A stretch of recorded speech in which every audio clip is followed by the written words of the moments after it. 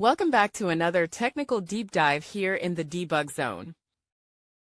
Today we're tackling a big question and breaking it down with insights from other users.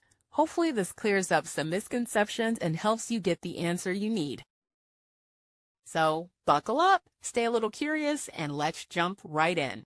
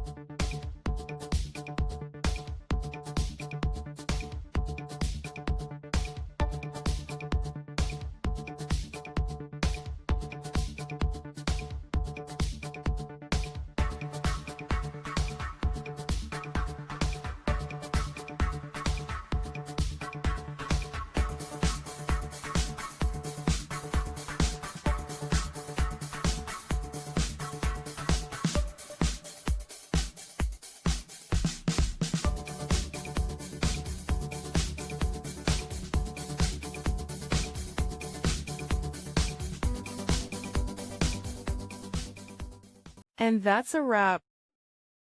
I hope you found the answer you were looking for. If you did, take a second to hit that subscribe button. It really helps out. And let me know in the comments which solution worked best for you. See you next time in the debug zone.